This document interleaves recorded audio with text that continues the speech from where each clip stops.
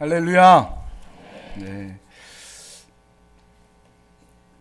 이런 이야기가 있습니다. 이런 말이 있습니다. 새우잠을 자도 고래 꿈을 꾸라. 잠은 새우잠을 자고요, 되게 어렵게 잘 수 있어요. 그러나 꿈만큼은 고래 꿈을 꿀 수 있습니다. 크고 원대한 꿈을 꿀 수가 있습니다.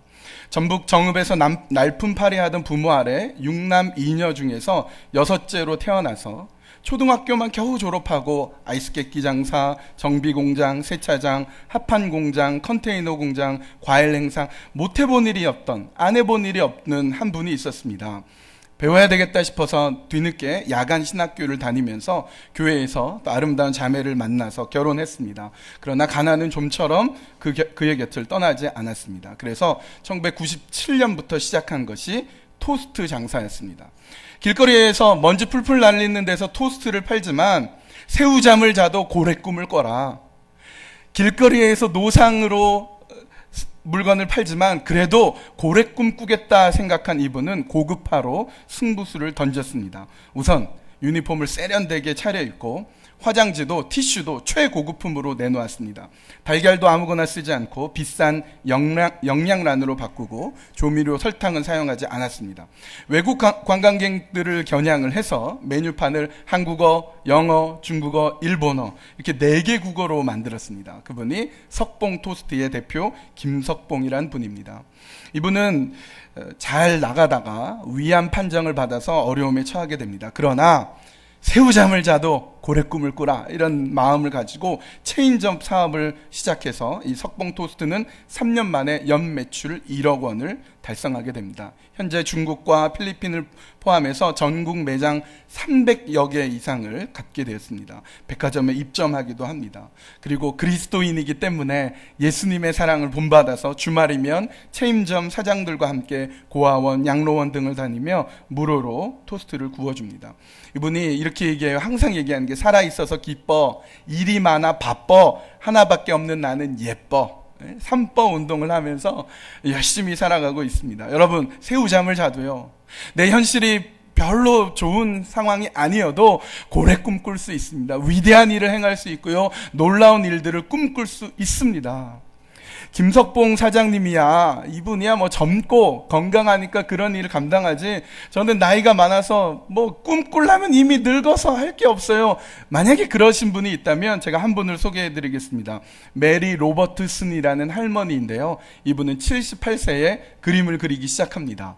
그림을 막 그렸어요. 배운 적도 없고 막 그렸는데 시골 동네에 지나가는 아이들, 스케이트 타는 거, 또 노을이 지는 거, 이런 그림들을 그렸습니다.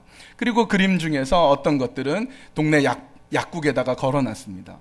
근데 루이스 겔도어라는 미술 수집상이 마침 그 시골에 어떻게 갔다가 그림을 보고, 이거 그림 누가 그렸습니까? 한 할머니가 그렸다는 얘기를 듣고 그 그림을 다 모았습니다. 그리고 뉴욕에 가서 그 그림을 소개해 주면서 일약 이분은 화가로서의 길을 걷게 됩니다.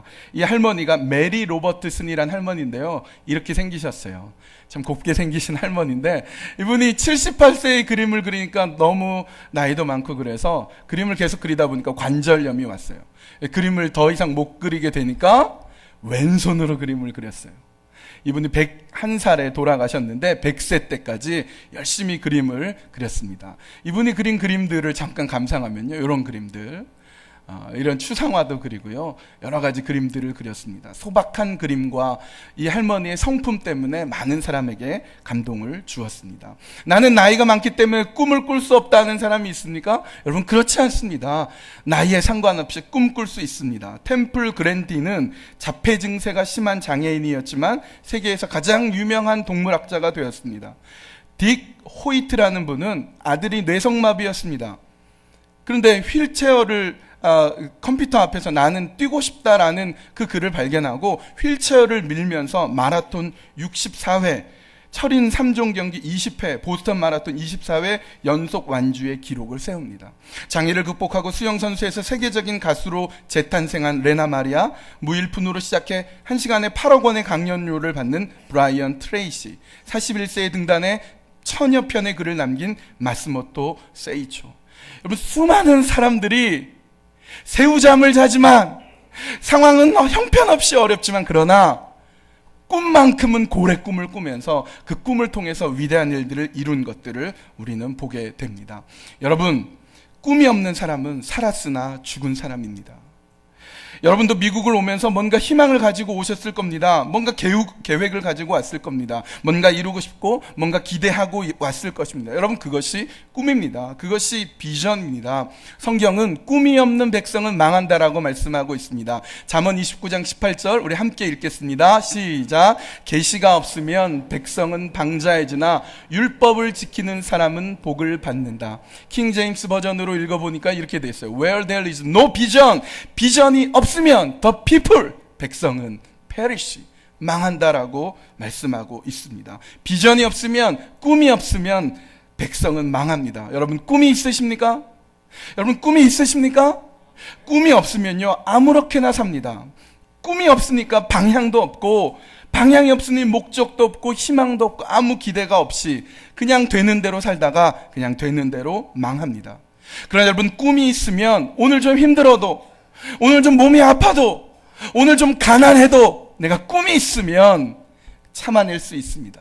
내가 꿈이 있으면 오늘 좀 나에게 어려운 상황이 있어도 새우잠을 자도 고래 꿈을 꿀 수 있습니다. 고통스러워도 참고 이길 수 있습니다. 따라서 우리는 꿈이 있어야 됩니다. 나이가 많든지 적든지, 공부를 많이 했든지 적게 했든지, 무슨 일을 하는지, 여자인지 남자인지 상관없이 우리는 꿈을 가져야 됩니다. 그러나 그 꿈은 바른 꿈을 가져야 됩니다. 여러분, 소위 아메리칸 드림이라고 미국에 오시면서 아메리칸 드림을 한 번도 생각해 보지 않으신 분은 아마 없을 것입니다. 아메리칸 드림을 찾아서 태평양 건너와서 공부도 많이 하고 돈도 많이 벌고 비즈니스 하면서 나름대로 성공도 거두었는데 어느 순간부터 예전에 그 열정이 사라졌다면, 어느 순간부터 행복하지 않으시다면 오늘 말씀을 통해서 여러분의 꿈을 다시 한번 세워나가기 시작하십시오.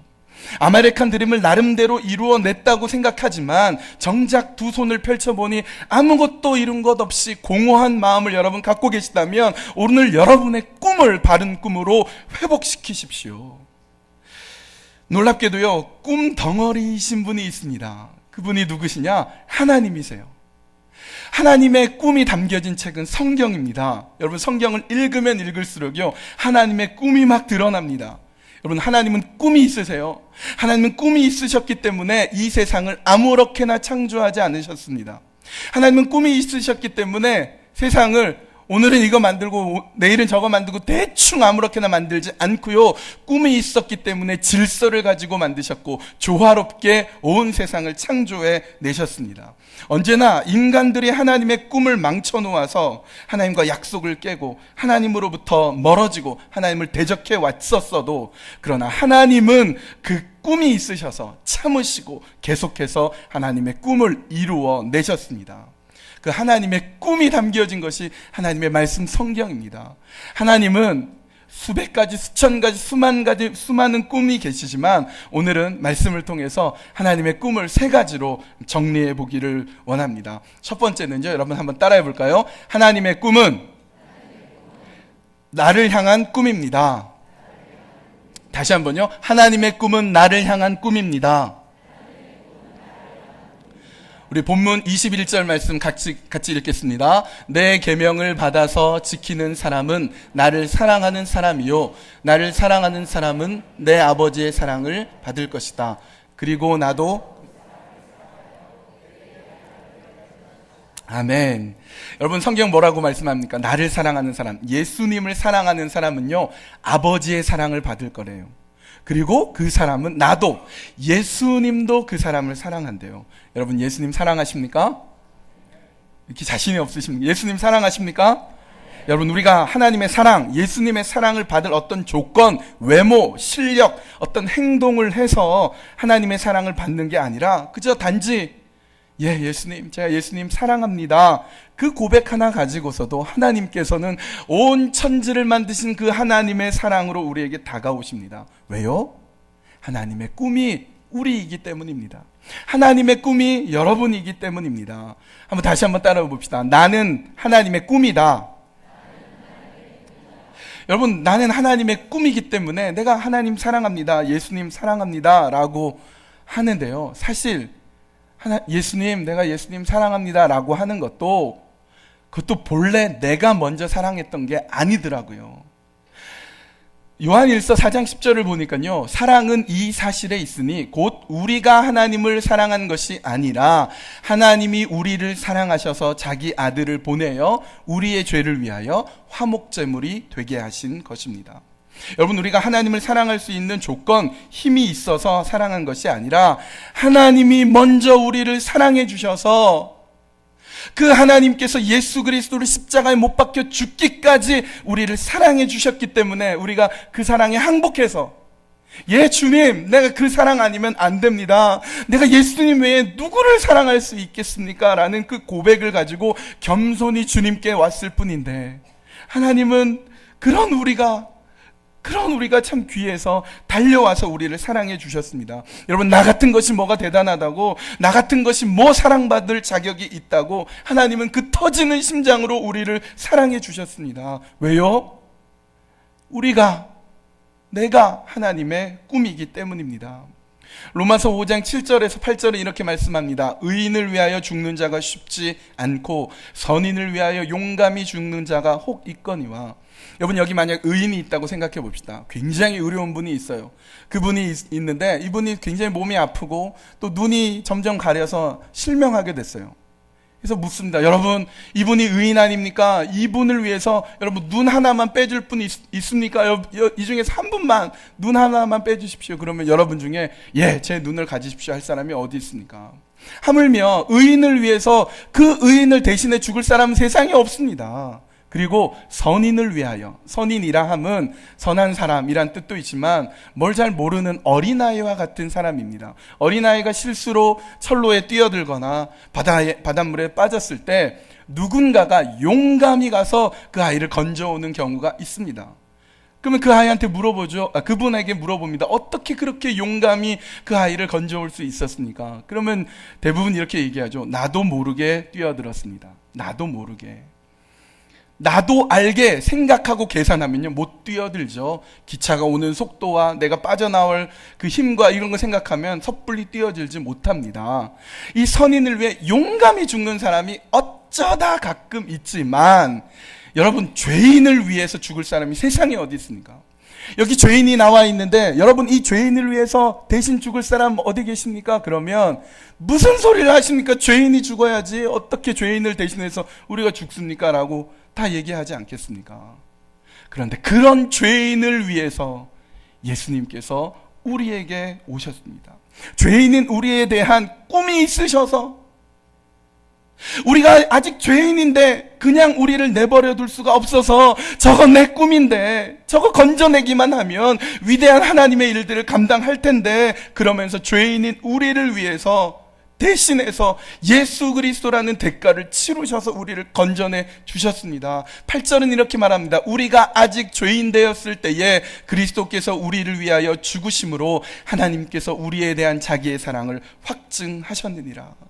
죄인인 우리를 그렇게 사랑하셔서 우리를 건져내 주셨습니다. 왜요? 그것이 바로 하나님의 꿈이기 때문입니다. 그런데 여러분, 하나님의 꿈인 여러분은 지금 하나님의 꿈대로 살고 계십니까? 하나님의 꿈인 여러분이 시시한 인생으로 지금 살아가고 있지는 않습니까? 어린아이에게도 과자 한 봉지를 주면 고맙습니다라는 인사를 기대하기 마련이고, 젊은 학생에게 장학금을 주면 그 학생이 열심히 공부하기를 기대하기 마련인데, 하나님은 하나님 자신을 저 십자가에 내어주면서 우리를 하나님의 꿈에 초대하고 계신데, 여러분, 그 하나님의 꿈에 동참하고 계십니까? 아니면 이제 나를 건져주신 그 하나님의 사랑에 따라 나도 하나님의 꿈에 동참할 그런 마음을 가지고 계십니까? 하나님의 꿈이 여러분이기 때문에 우리는 하나님의 꿈을 품고 살아야 됩니다. 다시 한번 묻습니다. 여러분, 하나님의 꿈을 품고 사시겠습니까? 아멘. 여러분, 그렇다면 두 번째로 하나님의 꿈은 무엇인가 한번 따라해 보겠습니다. 하나님의 꿈은 교회를 향한 꿈입니다. 우리 16절 말씀을 보겠습니다. 우리 한 목소리로 읽겠습니다. 내가 아버지께 구하겠다. 그리하면 아버지께서 다른 보혜사를 너희에게 보내셔서 영원히 너희와 함께 계시게 하실 것이다. 예수님이 이렇게 말씀하세요. 아버지께 구해서 내가 또 다른 보혜사를 너희에게 보내겠다. 그러면 그 보혜사께서 너희와 영원히 함께 계실 것이다. 근데 성경을 보니까요, 또 다른 보혜사, 다른 보혜사라고 돼 있어요. 성령님이신데 그러면 이런 성령님 있고 저런 성령님 있고 또 다른 성령님 있나? 이 말은 어떤 뜻이냐면요, 헬라어 원문을 살펴보니까 또 다른 보혜사란 알로스 파라클레토스란 뜻입니다. 또 다른이란 뜻으로 어떤 단어가 있냐면 헤테로스가 있거든요. 그러니까 이런 말이에요. 만약에 제가 성경책을 주세요, 또 다른 성경책을 주세요라고 하면서 헤테로스 성경책을 주세요 그러면 아무 성경책이나 이렇게 주면 돼요. 근데 제가 성경책을 주세요, 그런데 또 다른 성경책 알로스 성경책을 주세요 그러면 제가 갖고 있는 성경책과 똑같은 색깔과 모양과 크기와 심지어 접혀져 있는 것과 줄친 것까지 똑같은 또 다른 성경책을 얘기합니다. 즉 주님께서 그들에게 또 다른 보혜사를 주시겠다는 말씀은, 즉 하나님 자신 그리스도의 영을 주시겠다는 말씀입니다.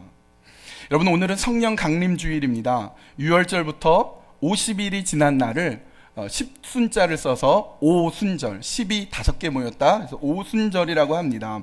오순절이 되기 조금 전에 예수님의 제자들이 감람산에서 예수님을 마지막으로 봅니다. 예수님이 제자들을 보는 앞에서 하늘로 이렇게 승천해서 올라가십니다. 구름에 가려워서 보이지 않게 될 정도로 그 하늘을 예수님께 승천하시자 제자들이 멍하니 하늘을 보고 있을 때 천사가 나타나 제자들에게 얘기합니다. 너희가 왜 하늘만 보고 있느냐? 주님은 가신 그대로 다시 오실 것이다. 제자들이 생각합니다. 그럼 이제 무얼 하면 좋지? 그때 예수님이 하신 말씀이 생각났습니다. 너희는 예루살렘을 떠나지 말고 머무르라. 그리하면 얼마 지나지 않아 아버지가 약속하신 것 성령의 충만함을 받게 될 것이다. 예수님의 제자들이 그 말씀을 기억하고 다시 예루살렘으로 돌아갔습니다. 마가의 다락방에 제자들이 모여서 열심히 한 마음으로 기도에 힘썼습니다. 그랬더니 드디어 오순절 날에 성령이 불의 혀처럼 바람처럼 임하셔서 그들이 성령 충만하게 되었습니다. 보혜사 성령님이, 예수님이 오늘 약속하신 말씀처럼 보혜사 성령님이 그들에게 오셨습니다. 보혜사라는 뜻은 무엇이냐면 변호해 주시는 분, 도와주시는 분이란 뜻입니다. 여러분, 제자들이 복음을 전하는 현장에서 때로는 잡혀서 투옥되기도 하고요, 때로는 죽음의 위협도 받고 심지어 순교를 당하기도 합니다. 그런데 그 어느 순간에서든지 보혜사 성령님은 이 제자들과 함께해 주셨습니다.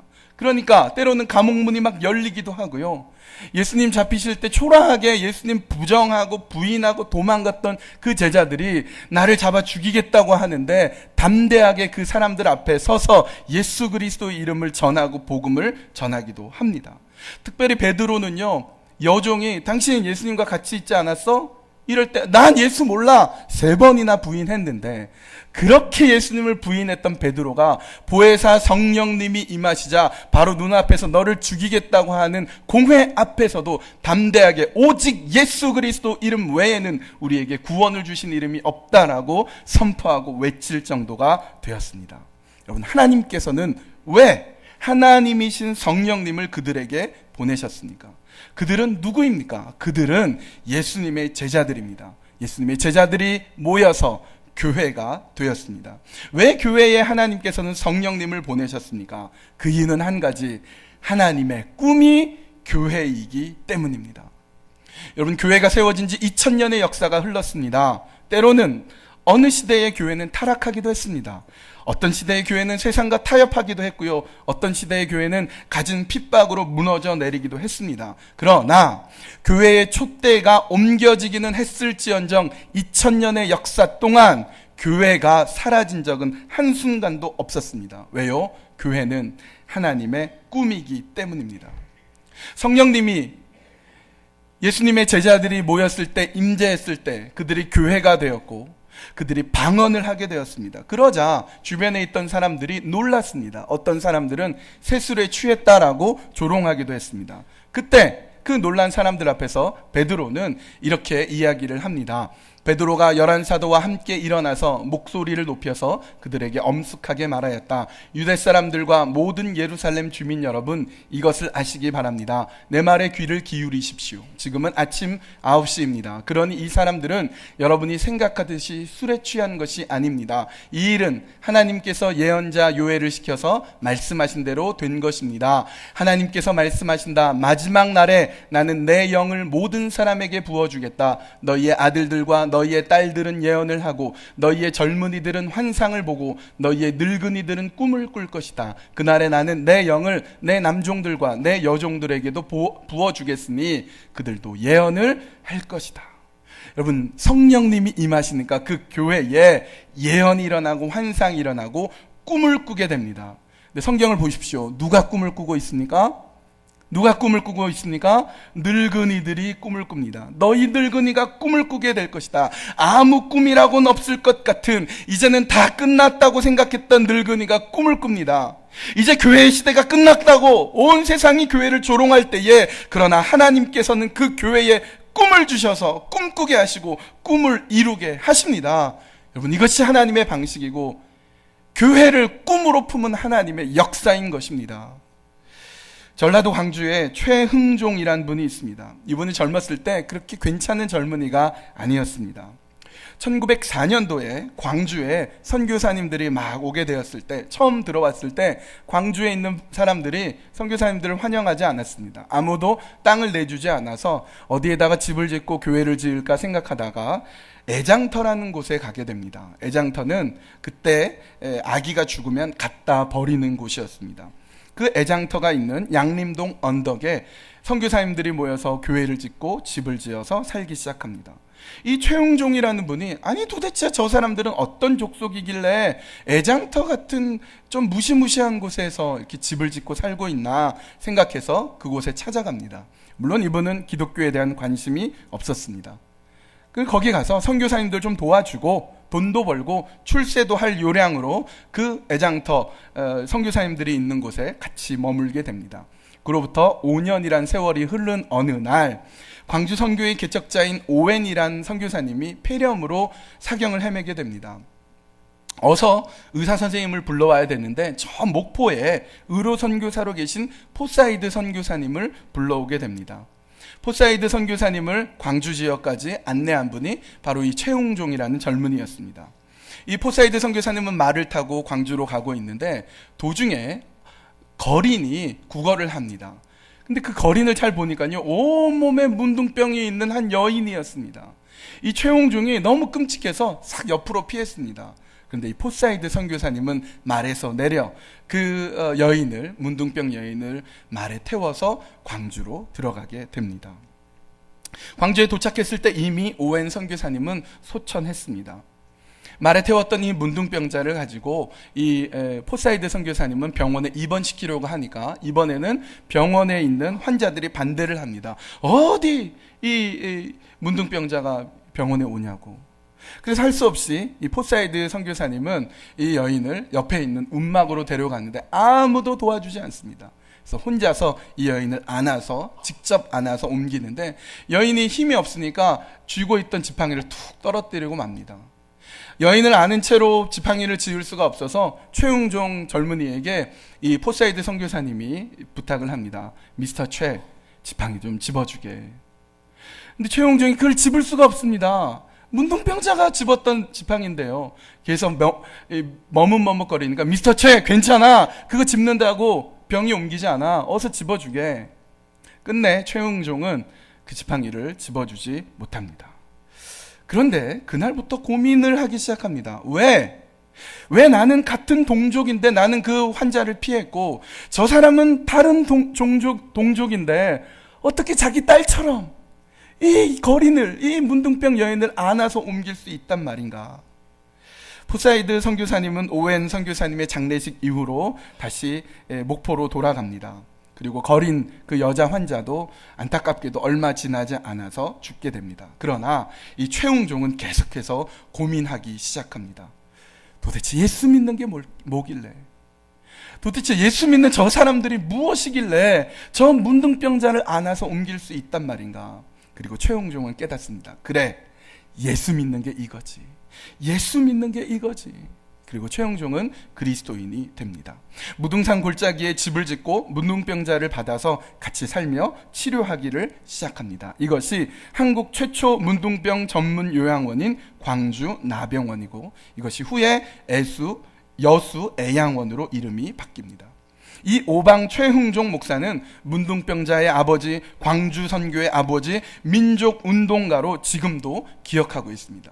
지금도 광주에서는 이 최흥종 목사님을 기억해서 뮤지컬을 한다든지 혹은 그에 대한 일대기를 그린다든지 하는 일들을 지금도 하고 있습니다. 이 최흥종 목사님이 이렇게 생기셨어요. 젊어서 방탕하게 살던 한 젊은이가 예수 그리스도를 믿고 성령이 그 안에 임하시니까 문둥병자의 아버지, 선교의 아버지가 됩니다. 여러분, 이처럼 조선 땅에 처음 교회가 세워졌을 때 선한 사마리아인처럼 예수님처럼 섬겼던 선교사님들의 그 가슴에, 처음 예수를 믿었던 초기 기독교인들의 그 가슴에 성령이 살아계셔서 하나님의 꿈을 이루어가게 만들었습니다. 여러분, 그것이 바로 교회이고 그 교회가 하나님의 꿈입니다. 여러분, 교회는 하나님의 꿈입니다. 하나님의 꿈인 교회의 성도인 우리는 지금 여러분 어떤 삶을 살아가고 계십니까?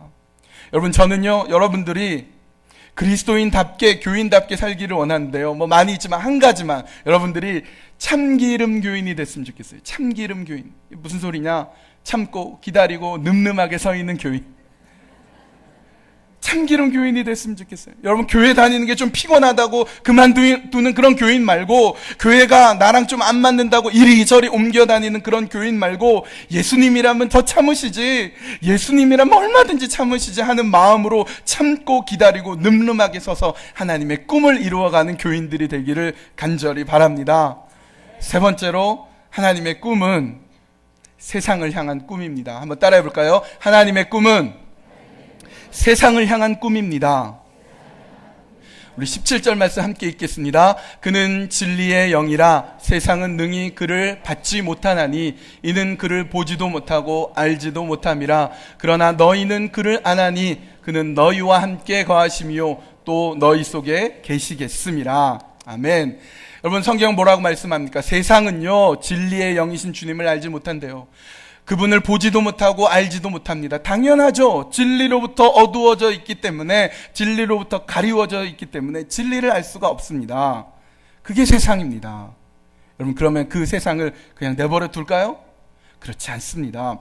진리의 영이신 하나님을 아는 우리는 그 진리를 안다고 하니까, 그 진리를 아는 우리 안에 성령님이 계시고 성령님 안에 우리가 있어서 그 성령님이 누구이신지, 그 하나님이 누구이신지, 예수님께서 어떤 일을 세상 가운데 역사하셨는지 우리가 복음을 들고 세상을 향해서 선포해야 되는 것입니다. 성경은요, 세상을 두 가지 의미로 보고 있습니다. 첫 번째 의미는요, 요한복음 3장 16절 말씀, 우리가 다 아는 말씀인데 같이 읽겠습니다. 하나님이 세상을 이처럼 사랑하사 독생자를 주셨으니 이는 저를 믿는 자마다 멸망치 않고 영생을 얻게 하려 하심이니라. 또 계시록 11장 15절입니다. 일곱째 천사가 나팔을 불매 하늘에 큰 음성이 나서 이르되 세상 나라가 우리 주와 그의 그리스도의 나라가 되어 그가 세세토록 왕노릇 하시리로다 하니, 라는 말씀에서 보여지듯이 하나님이 끔찍하게 사랑하시는 것, 이 세상, 하나님께서 왕되어서 다스리시는 이 세상이라는 시각이 있고요, 성경은 또 그 반대의 시각이 있습니다. 우리 같이 한번 읽어보겠습니다. 야고보서 4장 4절입니다. 시작. 가늠하는 사람들이여, 세상과 버탐이 하나님과 등지는 이름을 알지 못합니까? 누구든지 세상의 친구가 되려고 하는 사람은 하나님의 원수가 되는 것입니다. 또 있습니다. 요한일서 2장 15절 시작. 여러분은 세상이나 세상에 있는 것들을 사랑하지 마십시오. 누가 세상을 사랑하면 그 사람 속에는 하늘 아버지에 대한 사랑이 없습니다. 아까는 하나님이 세상을 사랑하신다 그랬고 이 세상을 주님이 다스린다고 했는데, 이 말씀을 보니까 세상과 버탐은 안 된대요. 세상과 친구가 되면 하나님과 원수가 된대요. 세상에 있는 것들을 사랑하면 하나님의 사랑이 없대요. 두 가지가 있는 거예요. 하나님이 사랑하시고 다스리시는 세상이 있다면 타락하고 멸망해야 될 이 두 가지 세상이 있습니다. 여러분은 세상에 대한 어떤 시각을 가지고 계십니까? 중요한 것은요, 이 세상이 망하고 이 세상이 심판당하고 불에 타 멸망당하기 전에라도 하나님은 기다리시고 또 기다리시고 또 기회를 주시고 또 주신다는 것입니다. 하나님이야말로 참기름 하나님이세요. 참고 기다리고 또 늠름하게 서 계신 하나님이십니다. 여러분, 소돔과 고모라가요, 멸망에 마땅하고 실제 멸망했죠. 그런데 그 전에 하나님은 그냥 무턱대고 멸망시킨 것이 아니라 10명의 의인을 기대하셨습니다. 예루살렘이 망했습니다. 예루살렘이 망하기 전에 하나님은 한 명의 의인을 기대하셨습니다. 여러분, 저 니느웨가 어떤 성이었습니까? 패역한 성읍, 하나님을 대적한 성읍, 하나님을 떠나 있는 그런 성읍이었는데, 그 니느웨에 그냥 하나님께서 다 없애버리셔도 마땅하건만은 하나님은 기회를 주셔서 요나를 보내십니다. 그리고 요나가 3일 길을 걸으며 하나님이 이 성을 망하게 할 것이다 라고 선포했더니, 놀랍게도 그 얘기를 듣고 저 짐승에서부터 왕에 이르기까지 베옷을 입고 회개하고 통곡하고 하나님께 돌아오니까 하나님이 또 용서해 주시고 또 기다려 주시고 또 기회를 주셨습니다. 여러분, 우리가 언젠가 하나님 나라 갈 것입니다. 우리는 다 하나님 품으로 갈 것입니다. 그러나 하나님 나라 가기 전에 우리가 발 딛고 서 있는 곳이 어디입니까? 우리가 따로 어디를 갈 수 있겠습니까? 우리는 세상에 발 딛고 서 있습니다. 여러분, 우리가 하나님 나라 가기 전까지 우리가 이 땅에 발 붙이고 서 있다면 이 땅이 하나님 나라가 이루어지게 되도록 우리가 애쓰고 힘써야 됩니다.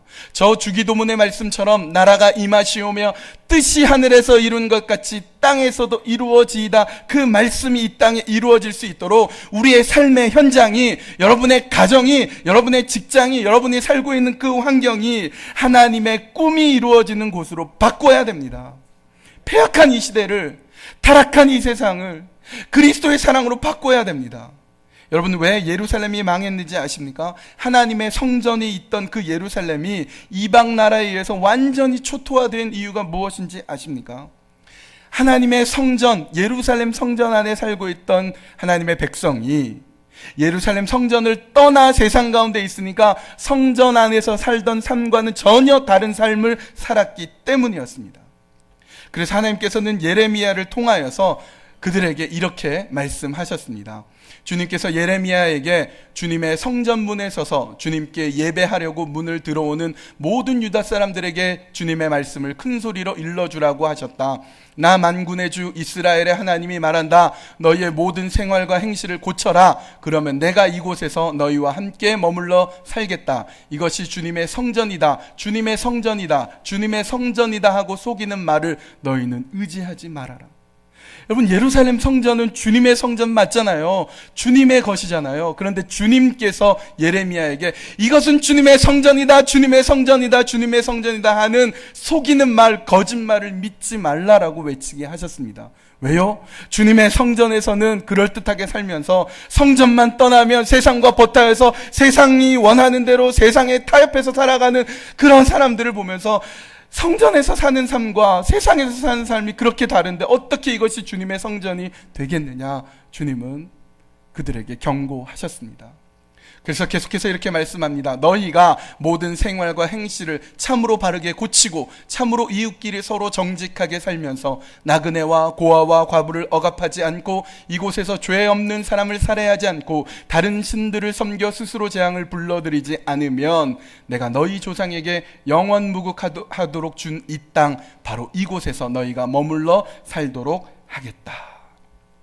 여러분, 우리가 발 딛고 서 있는 세상에서 우리가 하나님의 성전이 되어서 정직하고 바르게 남을 섬기고 그리스도의 향기를 드러내며 살지 않는 한 하나님의 성전이라고 하는 곳에서 행하는 모든 것은 거짓말이라고 하나님은 예레미야 선지자를 통해 오늘 우리에게 엄중하게 경고하고 있습니다. 여러분 교회 안에서의 삶과 교회 밖의 삶이 동일한 분이십니까? 여러분, 교회 안에서 정직하고 바르게 하나님을 찬양하다가 그대로 세상에 나가면 세상을 찬양하는 그런 사람은 아니십니까? 오늘 우리가 주예전에서 예배하며 하나님을 만나고 하나님의 사랑을 붙들고 그리고 하나님을 여기에 두고 나가지 마십시오. 하나님을 만난 그대로 하나님과 함께 세상으로 나아가십시오. 그래서 주님의 뜻이 하늘에서 이룬 것처럼 이 땅에서도 이루어지도록 여러분의 가정과 일터와 학교와 여러분의 삶 속에서, 저 LA 다운타운에서, 롤앤 하이츠에서, 여러분이 살고 있는 그곳에서 주님과 함께 동행하며 살아야 되지 않겠습니까? 이제 말씀을 마칩니다. 오늘은 성령 강림 주일입니다. 성령의 임재를 갈망하십니까? 성령님이 임하시면 방언하고 또 예언합니다. 그러나 그것은 현상입니다. 성령님이 임하시면 나타나는 것이 있는데요, 성령님이 임하시면 그 안에 소망이 생깁니다. 이전에 소망이 없었고 그냥 하루하루 대충대충 살았다면 성령님이 임하시면 이제 소망이 생깁니다. 내가 이제 뭘 하며 살아야 갈지, 내가 이제 무슨 꿈을 꾸며 살아가야 될지 성령님이 우리에게 소망을 주십니다. 성령님이 오시면 미래적이 됩니다. 과거에 얽매여 있는 것이 아니라 미래가 전혀 보이지 않았던 사람이 이제 미래가 보이고 내일이 보이기 시작합니다. 그리고 적극적이 됩니다. 소극적으로 대충 시킨 것만 했던 사람이 적극적으로 주님을 위해서 내가 행하겠습니다, 힘차게 전진하며 나아가는 것입니다. 그 하나님은 오늘 우리에게 꿈의 하나님으로 오셨습니다. 여러분, 내 마음, 내 생각, 내 계획에서 나오는 꿈이 아니라 하나님의 가슴에서 나오는 꿈을 품으십시오. 하나님의 가슴에서 터져나오는 진짜 꿈을 품고 여러분 세상으로 나아가십시오. 여러분, 내가 어떤 존재이고 내가 어떤 사랑을 받았는데, 여러분이 성공했을 때나 실패했을 때나, 여러분이 다쳤을 때나 건강했을 때나, 여러분이 좀 잘 나갈 때나, 여러분이 말할 수 없는 고통 가운데 있을 때나, 그 어느 때든지 상관없이 너는 내 것이다, 너는 내 꿈이다 말씀하신 그 하나님께서 그 하나님의 꿈으로 우리를 부르시고 그 하나님의 꿈으로 우리를 묶으시고 성령으로 충만케 하셔서 교회를 든든하게 세우시고 세상 가운데 그 포기할 수 없는 하나님의 꿈을 이루어 가실 것입니다. 그 하나님 바라보며 회복시켜 주시고, 하나님 내 가슴에 벅찬 하나님의 꿈을 주십시오. 그 꿈 품고 내 평생 주님만 찬양하며 살겠습니다 다짐하고 결단하여 이 세상을 주님의 나라로 바꾸어가며 이 교회가 주님의 것으로 영광 올려드리며 여러분 인생을 하나님께 온전히 드리는 주님의 귀한 자녀 되시기를 간절히 바랍니다. 기도하시겠습니다. 하나님, 하나님의 꿈은 나를 향한 꿈입니다. 나 같은 것이 무엇 사랑받을 것이 있다고, 나 같은 것이 무엇 사랑받을 만한 요소가 있다고 나를 살려주시고 나를 먼저 택해주시고 나를 먼저 세워주시어서 나를 사랑하심으로 나에게 새로운 꿈을 다시 허락하신 하나님, 하나님의 꿈은 교회를 향한 꿈입니다. 이 교회를 세워주시고 때로는 교회가 무너지고 아파하고 힘들어할 때에도 하나님이 끝내 그 교회를 포기하지 않으시고 교회를 세워가시는 하나님, 우리가 참고 기다리며 늠름하게 서서 이 교회를 향한 하나님의 뜻을 이루어갈 수 있도록 주님 역사하여 주시옵소서.